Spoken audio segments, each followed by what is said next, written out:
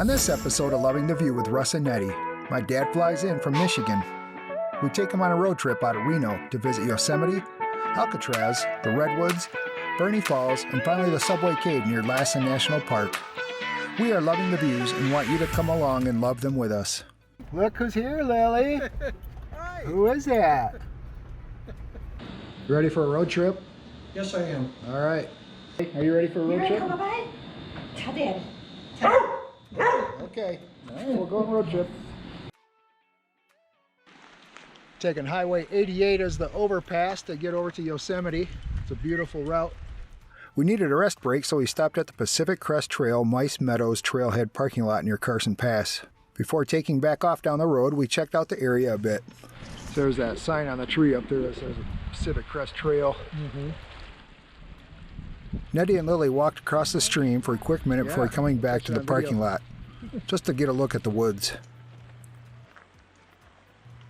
Once we had our rest break, we headed back to our destination at Yosemite Lakes. Clearly the drive was so exciting that Lily could hardly stand it. Our lodging for the night was Yosemite Lakes in Groveland, California. This was actually our third time staying at this location and has been pleasant every time. The first time we went here, we stayed in a small cabin, and the last two times we stayed in a tiny house-style cabin just like this one. This cabin had all the amenities you need. There was a queen-size bed in the main bedroom, and then the couch in the main room would fold out into a full-size bed. We were quite comfortable here. While we had food cooking, Dad was doing some reading in a book we had gotten him about one of our favorite destinations. What are you reading? Ghost Towns of Death Valley. After we were sufficiently full, we took a walk to check out the area. There's a nice playground for the kids to play on, as well as other outdoor games they can play. The bridges we walked over in this campground allowed us to get great views of the South Fork of the Tuolumne River. Looking at the river here, see if we can see any fish. Or maybe Nettie does. You don't want to jump in and get a fish? No. This campground also has yurts you can rent. We've stayed in a yurt before, and it was really fun. Once we got back to the cabin, and before turning in for the night, we got a little fire going in the fire pit and enjoyed relaxing for a bit. The following morning, we loaded up and headed down the Big Oak Flat Road to get into the park. Hello! Hello. Have a good day. This was only about a 10-minute drive to the park entrance. Shortly before getting to the valley floor, we reached one of our first breathtaking views. Got our first good views of the park. There's no shortage of amazing sights to see along the way. This view from the Big Oak Flat Road Vista Point is a great example.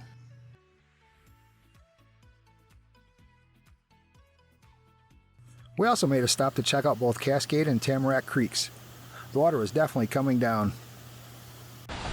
This is one of our first stops so far coming into Yosemite National Park. We saw a beautiful waterfall and the water going down the side of the mountain. It's a beautiful day to be out here. As we drove into Yosemite Valley, we got some great views of the Merced River along the side of the road. We also got some of our first great views from the valley floor with Bridalveil Falls in the distance to the right and El Capitan to the left. After we drove into the valley, we drove back up Wawona Road and turned around just so we could get the famous tunnel view. This location has been made famous by some spectacular photos taken by the famous photographer Ansel Adams. The spot is often very busy, but absolutely worth the stop. No trip is complete without reading some important information on the plaques. This display talks about the glacial and river activity that helped form Yosemite Valley. It's interesting on this one right here, you can see where the ice was at one time. Dad got his first view of Yosemite Falls and it surely didn't disappoint. This is the highest waterfall in Yosemite National Park with a total drop of 2,425 feet. We took plenty of photos at this beautiful site. The walking surface to the base of Yosemite Falls can be done by most people since it is paved all the way up. There are some areas that are a bit steep, but as long as you take your time, it isn't too bad. As a bonus, since it is a paved path, it is one of the areas of the park that dogs also can be on. People seem to love Lily wherever we go, and Yosemite is no exception. The base of the waterfalls is a busy area with many people climbing on the rocks and others scrambling for an ideal picture location. This plaque talks about the lumber mill that used to be near the base of the waterfall, and John Muir is one of the workers at this site. We definitely never tired of the view of Yosemite Falls from any angle.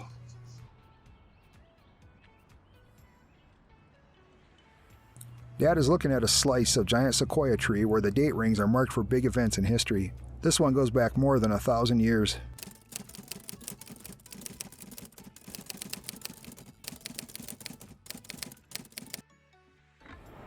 Let's do another loop through the park. Yeah, I think that's perfect. We'll do another loop. We want to see some bears. What a beautiful park. We didn't see any bears on this trip to Yosemite, but we did see a mama bear and her cubs the last time we came here.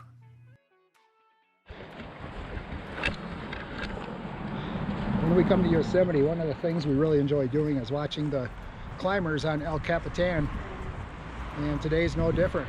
We just got to share it with my dad, and he's still sitting over there watching in through the binoculars, so I think secretly he actually wants to be a mountain climber.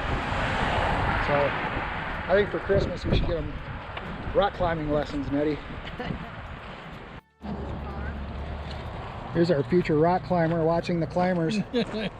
What do you think? We're gonna get you some climbing lessons for Christmas. That's okay. Don't waste your money. Oh, I don't know. Is that for us or him? Yeah. Yeah, I don't think you'll see me up there anytime soon. After Yosemite, it was time to head down the road towards Santa Cruz. After staying at a hotel in Santa Nella, we headed to Santa Cruz to check out the boardwalk. We enjoyed walking along the beach where we took in the sun and saw some sea lions in the water. Some glimpses of sea lions sticking their heads up out of the water.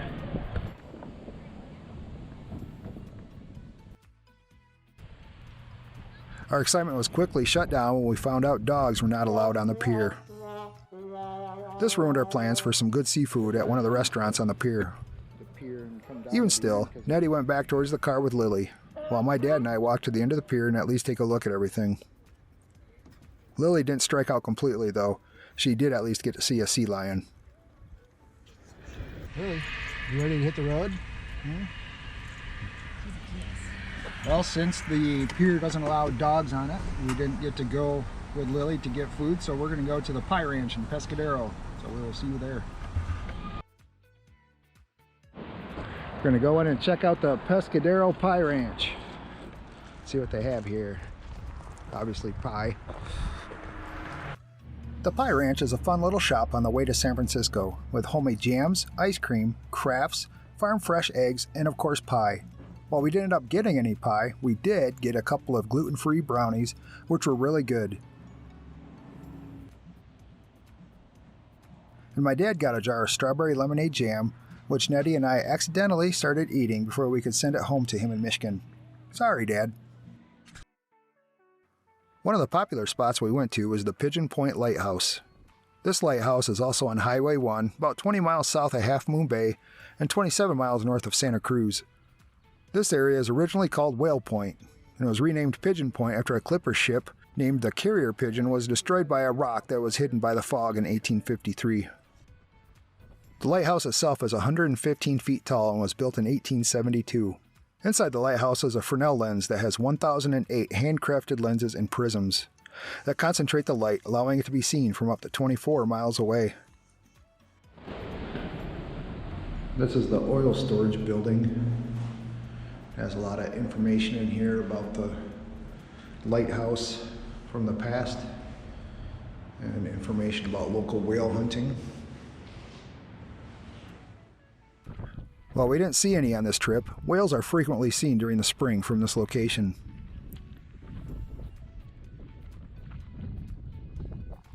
Nettie loves taking pictures of all the beautiful and unique flowers.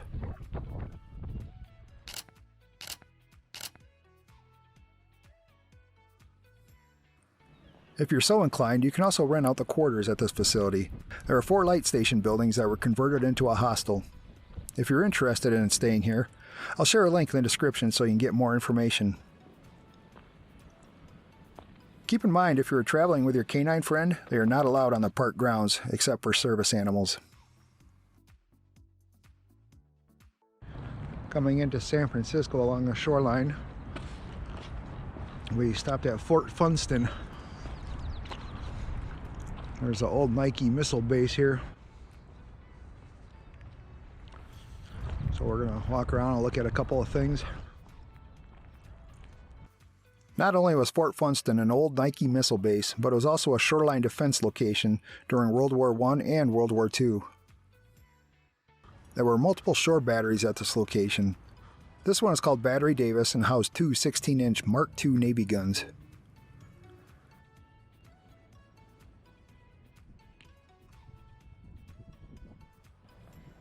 These bunkers are actually for observers to help properly aim the large shore guns.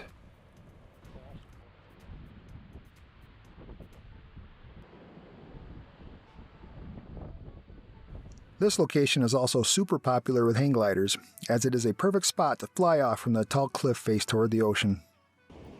Fort Funston is also a popular dog park and the only one that allows off-leash dogs in the Golden Gate National Recreation Area. As you can see here, Nettie and Lily are taking full advantage of the water and the beach. After staying the night at our hotel in San Francisco, my dad and I headed to Pier 33 to catch a ferry ride to Alcatraz Island. While we were waiting for the ferry, we checked out this model of the prison. It is impressively detailed. Pier 33 is a great spot to catch a view of the Coit Tower. This tower, located in the Telegraph Hill neighborhood, was built in 1933 and offers panoramic views of the city and the bay. After waiting for a while, it was finally time to get in line and board the ferry. Alcatraz Island is still a ways off, but it only takes about 15 to 20 minutes to get there from the ferry terminal. About halfway to the island, if you turn around and face the city, you'll be rewarded with an amazing view. We're finally just about to the island to start our self-guided tour. As we get off our boat, we immediately see remnants of the occupation of Alcatraz Island by Native Americans and their supporters. This occupation, which occurred between 1969 and 1971, was based on the Treaty of Fort Laramie between the U.S. and the Lakota tribe, which stated that all retired, abandoned, or out-of-use federal land was to be returned to the Indians who once occupied it. After Alcatraz Island closed in 1963, the property was declared surplus federal property. The occupation was eventually forcibly ended by the U.S. government. This area of the island is called a sally port. It is an armored entryway into the fortress on the island.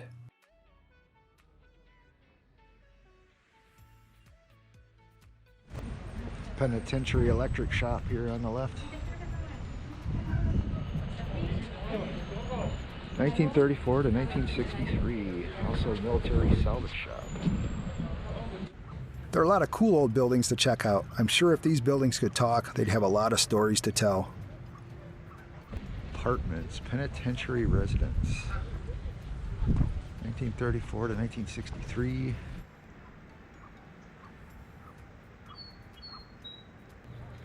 Checking out this morgue provides some gruesome reminders of the end of life on the island as well.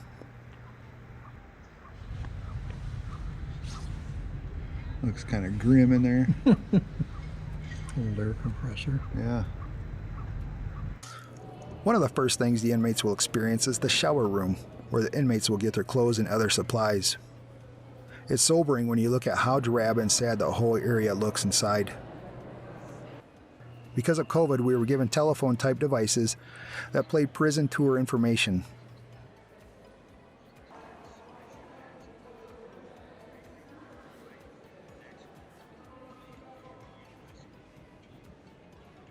There's not a lot of room inside those cells. The average size typically measures 9 by 5 by 7. That's not a lot of space at all. Prisoners were allowed some time outside, and this would have been one of the locations they would have been able to go to. Having to stay in the solitary confinement cell would be pretty bad if you were claustrophobic. It'd be kind of a bummer to be in here. Mm-hmm.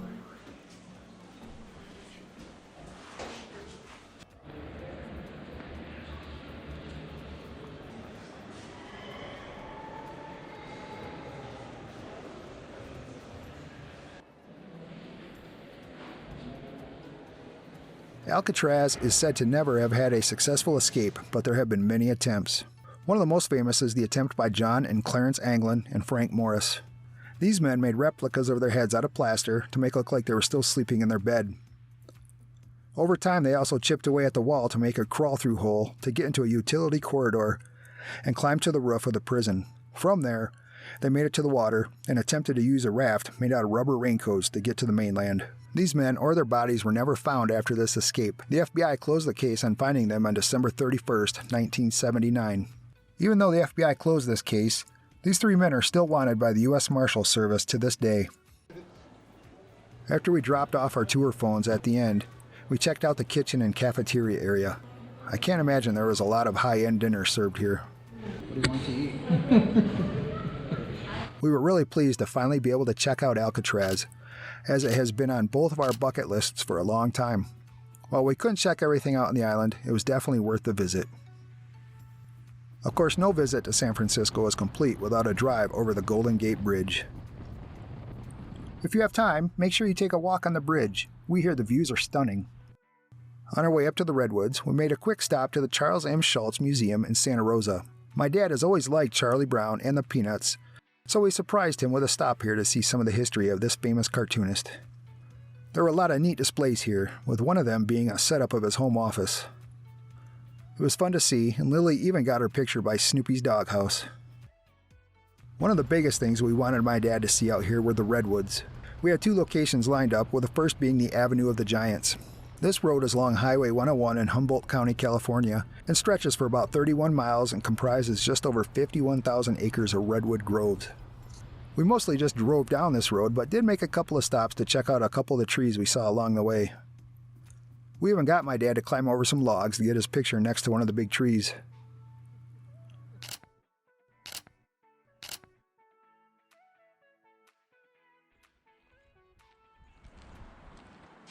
Those trees are impressive. Yeah.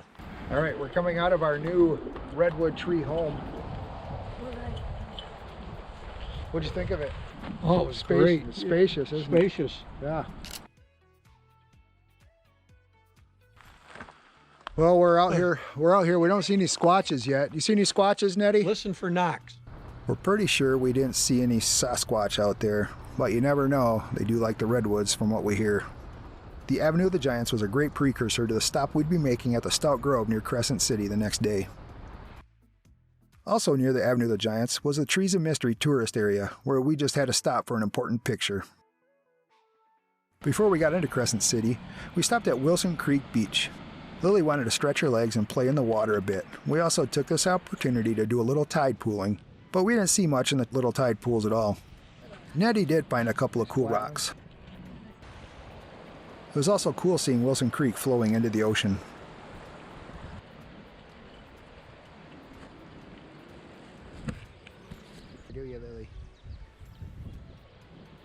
An interesting surprise was seeing this unique art painted on one of the bridge supports. Before heading to the Stout Grove, we stopped at Crescent City Picnic Beach area and enjoyed our lunch, then checked out the area for a bit. We're at the spot where the Smith River comes out of the forest and meets the ocean. This actually runs past the Jedediah Smith Redwoods as well, so we'll see it back in there when we head back there to check it out. Lily even met a friend and found herself a ball as a souvenir. After we left the picnic area, we went to the Stout Grove and the Jedediah Smith Redwood State Park. This is a 44-acre grove of old-growth redwood trees. There is a trail that's about a half-mile long that goes through the grove, which is nestled up alongside the Smith River. This grove of redwoods is named after the Stout family. In 1929, Clara Stout donated this tract of land in memory of her late husband. This grove became the first dedicated grove in the Jedediah Smith Redwood State Park. The path in the grove is pretty flat and easy to walk on, but the path down to the grove itself is a bit steeper, so some folks may need to take it a bit slower. But once you get to the trees, you'll forget all about the walk down. These trees are pretty big, aren't they? Something else.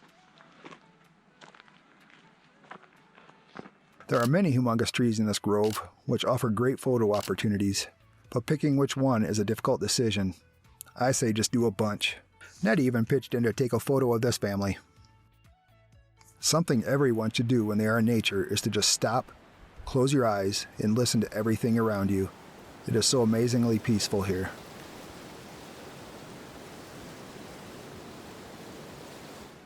And speaking of nature, we saw this amazing banana slug just chilling on one of the tree stumps. If you ever get out this way, make sure you make a visit to the Stout Grove. It is so worth it and you won't be disappointed. On the last day of our road trip, we had 2 stops left. The first of them was MacArthur Burney Falls Memorial State Park to see the waterfalls. This park sits between Mount Shasta and Lassen Peak and is open for day use and reservation camping only. We didn't get out to see much of the park, except for the gift shop, which Lily was anxiously awaiting for Nettie to come out of, and the waterfalls themselves. We're in the parking lot for the falls overlook at Burney Falls. It's only 150 feet from the overlook.